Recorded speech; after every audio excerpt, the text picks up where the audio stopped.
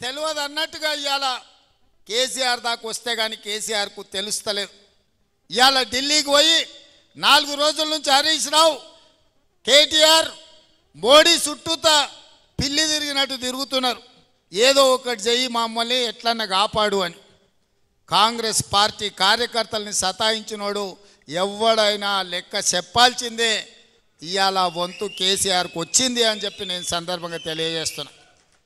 అందుకే మిత్రులారా, ఇవాళ ఈ వేదిక మీద నుంచి తెలంగాణ రాష్ట్రంలో ఉన్న నిరుద్యోగ యువకులకు నేను ఒక మాట చెప్పదలుచుకున్నా.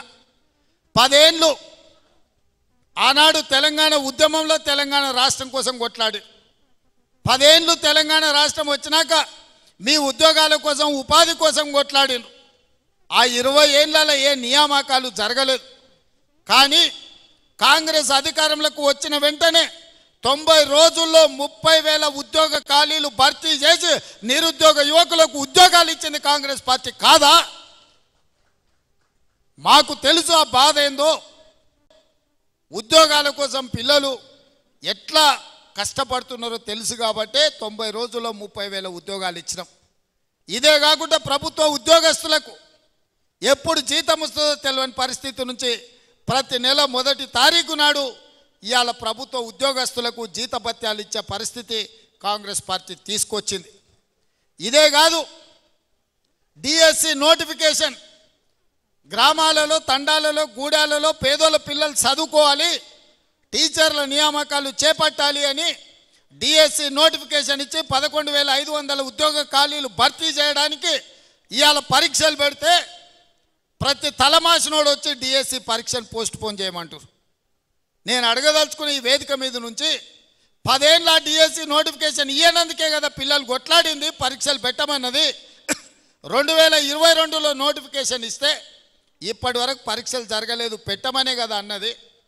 మనం క్యాలెండర్ డేట్ ప్రకారం ఇవాళ డిఎస్సి నోటిఫికేషన్ ఇచ్చి పరీక్షలు పెడుతుంటే కొంతమంది టీఆర్ఎస్ సన్నాసులు పరీక్షలు రాయనోళ్లను చదువు రానోళ్లను ఇవాళ ప్రభుత్వం పరీక్షలు వేయాలంటారు. గ్రూప్ 1 పరీక్షలు వాయిదాలు వేయాలంటారు. 2022లో ఆనాడు 1:50 లాగా నోటిఫికేషన్ ఇచ్చి పరీక్షలు పెట్టాలనుకున్నారు. పెట్టిన పరీక్షల ప్రశ్న పత్రాలు జిరాక్స్ సెంటర్లలో ఎక్కడ పడితే అక్కడ చౌరస్తాలలో పల్లి బఠానీలు అమ్మినట్టు అమ్మితే పరీక్షలు రద్దయిపోయినాయి.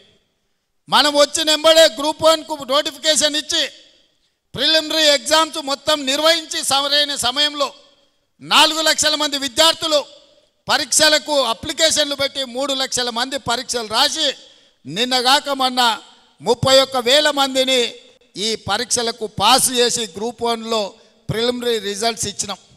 ఇప్పుడు మెయిన్ ఎగ్జామ్స్ మనం పెట్టాలంటే 1:50 కాదు 1:100 విలువని అంటారు. అంటే ఒక ఉద్యోగం ఉంటే 50 మందిని ప్రాథమిక పరీక్షలలో పాస్ చేసి మెయిన్ ఎగ్జామ్స్కు పిలుస్తామని చెప్పినాం. సగం దూరం వచ్చినాక ఇప్పుడు 50 కాదు 100 మందిని పిలువ అంటున్నాం. ఏందయ్యా ఈ దొంగన కొడుకుల ఆలోచన అంటే 1:100 పిలువంగానే కోర్టు స్టే ఇస్తుంది, పరీక్షలు రద్దు చేస్తుంది. నువ్వు నోటిఫికేషన్లో 1:50 ఇచ్చి పరీక్షలు అయిపోయినాక 1:100 ఎట్లా పిలుస్తావు? ఒక ఉద్యోగానికి 50 బదులు ఒక ఉద్యోగానికి 100 మందిని ఎట్లా పిలుస్తావు? అది తప్పు అని కోర్టు పరీక్షల్ని రద్దు చేస్తుంది. మళ్ళీ మొదటి నుంచి మొదలు పెడితే మళ్ళీ ఏడాది పోతుంది. 2011లో నోటిఫికేషన్ గ్రూప్ 1 ఇస్తే ఇప్పటి వరకు 13 ఏళ్ళలో ఇంతవరకు పరీక్షలు జరగలే, నియామకాలు చేయలే. వయసులో ఉన్న పిల్లగాడు మధ్య వయసుకు వచ్చాడు, పెళ్ళైనోనికి పిల్లలు అయినారు, వాళ్ళ పిల్లలు బడికి పోతున్నారు, పరీక్షలు మాత్రం పూర్తి కాలే. నేను ఏదైనా చేసి డిసెంబర్ లోపల పరీక్షలు చేసి దాదాపుగా 1000 మంది గ్రూప్ 1 ఆఫీసర్లను తెలంగాణ రాష్ట్ర నిర్మాణంలో ఫలితాలు ఇచ్చి వాళ్ళను అధికారులను చేయాలని నేను చూస్తుంటే ఈ దొంగలంతా గూడుపుటాన్ని చేసి ఆ పరీక్షలు పోస్ట్ పోన్ చేయమంటారు. ఇట్లనే గ్రూప్ 2 కూడా, అట్లనే గ్రూప్ 3 కూడా దానికి ఒక 5 లక్షల మంది, దీనికి ఒక 5 లక్షల మంది పరీక్షలకు ఈరోజు హాజరుగానికి అప్లికేషన్లు పెట్టుకోరు. ఈ పరీక్షలు పోస్ట్ పోన్ చేస్తే కోచింగ్ సెంటర్లు బతుకుతాయి. ఒక్క నెల ఏదైనా పరీక్షలు గ్రూప్ 1 గ్రూప్ 2 పోస్ట్ పోన్ చేస్తే ఒక్కొక్క కోచింగ్ సెంటర్కు 100 కోట్ల రూపాయల ఫీజులు వస్తాయి. ఇవాళ కోచింగ్ సెంటర్ల మాఫియా కొంతమంది కిరాయి మనుషులను పెట్టి ఆ కిరాయి మనుషులతో రోడ్ల మీద ధర్నాలు చేసి పరీక్షలు పోస్ట్ పోన్ చేయమని అడుగుతున్నారు. ఇవాళ మాకు ప్రభుత్వానికి పోయేదేముంది? ఒకవేళ పరీక్షలు పోస్ట్ పోన్ చేస్తే విద్యార్థులకు నష్టం.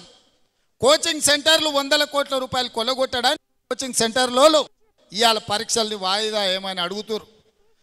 గ్రామాన మీరు చెప్పండి, 10 ఏళ్ళు పరీక్షలు పెట్టలే, ప్రభుత్వ ఉద్యోగాలు ఇవ్వలే. కాంగ్రెస్ వచ్చిన ఎంబడే 30,000 ఉద్యోగాలు ఇచ్చింది.